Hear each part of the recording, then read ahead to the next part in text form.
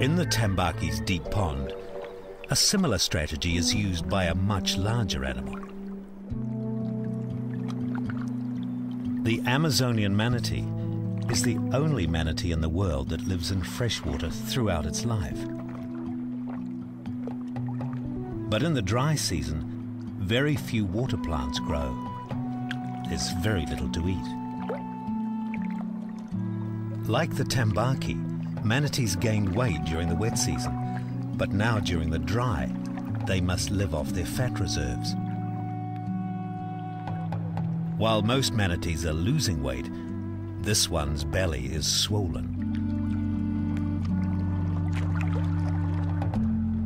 It's a female, and she's pregnant, and will give birth when the rains return.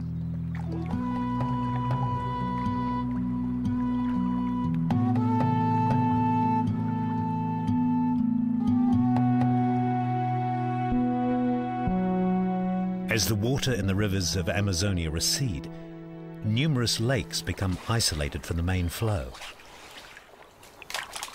In one of these cut-off or oxbow lakes, a family of giant otters enjoys easy hunting because the fish are confined and have nowhere to escape. This giant otter family group has been hunting together in the deeper parts of the lake.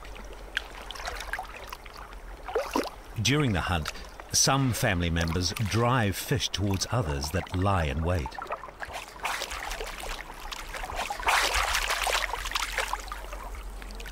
Some months ago, the giant otter family set up their burrow or holt on the edge of the lake.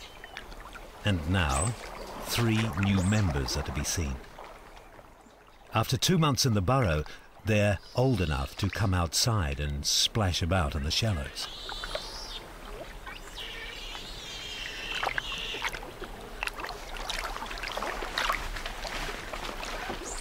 The pups will grow up with not only their parents to look after them, but their extended family of older brothers and sisters will also continually look out for their safety. The otters share the lake with some unfriendly neighbors. The caiman, the South American alligator, grows 2 meters long and is dangerous. If this one gets too close without the otters noticing, it could take one of the pups.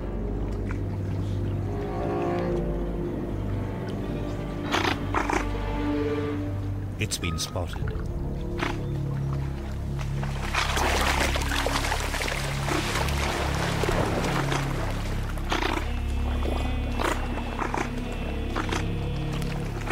Most of the family takes to the water to chase it away, and the mother quickly moves the pups back to the safety of the burrow.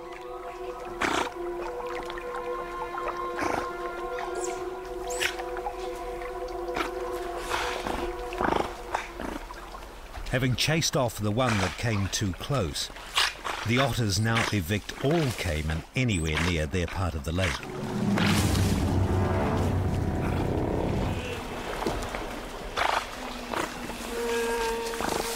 They make snorting sounds as a warning to the caiman.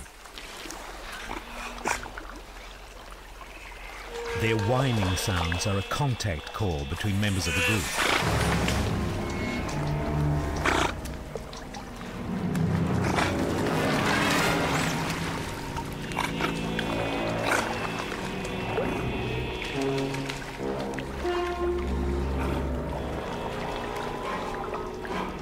They have little fear of the caiman and harass it until it leaves.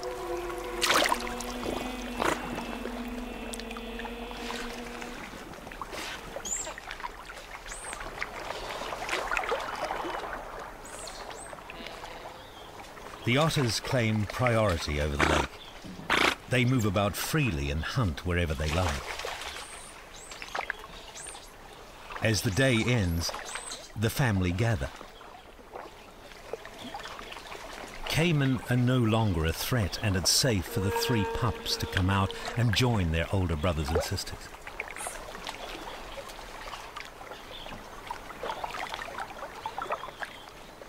Otters, like many other species, time their breeding to the seasons of wet and dry. During the dry, these pups are dependent on their mother. But in a short time, they will be big enough to hunt for themselves, and that time will coincide with the return of the wet.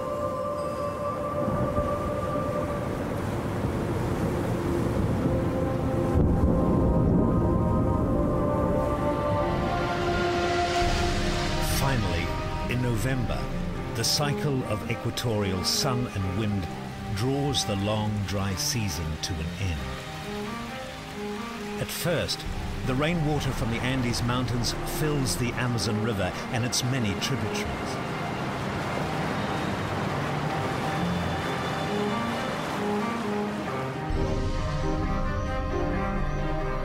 The flow into the low-lying, flat Amazon basin continues. Then slowly, the waters overflow the riverbanks, and once more, huge areas of forests become flooded.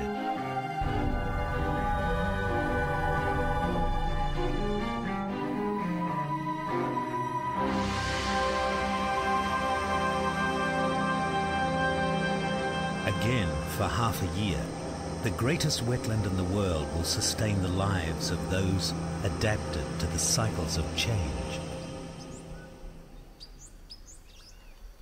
As waters rise in the forests, a great array of fish enter.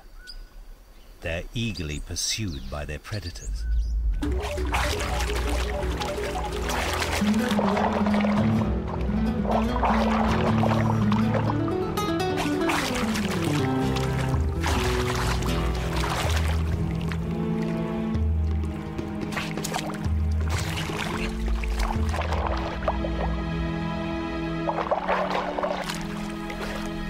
The hunting pack of the river wolf family has increased in number.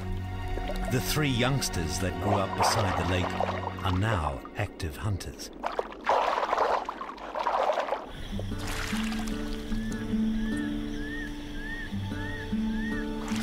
But the offspring of other predators are still far too young to leave their parents' care.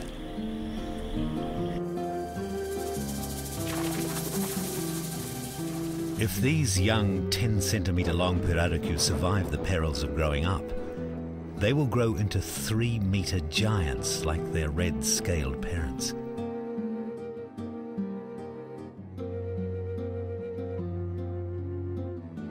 Both parents care for their large family that numbers around 1,000.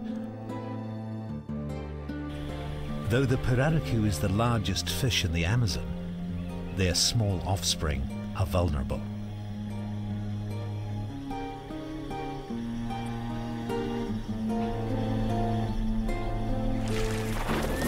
They rise to the surface as one.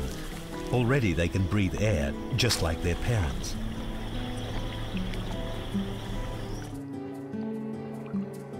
When moving off to feed, young fish gather like an obedient class of schoolchildren. They come together as an orderly group, no one falling behind. They feed as a wall of wide open mouths.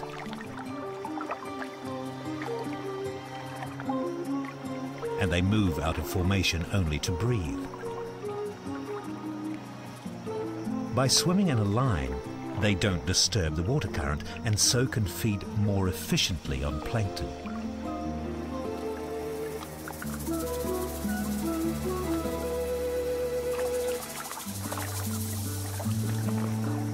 Young pirarucu are inheritors of a way of life that their ancestors have known for more than 100 million years. Feeding on plankton and protected by their parents, young pirarucu grow very quickly. Before long, the young reach a size where they need more substantial food.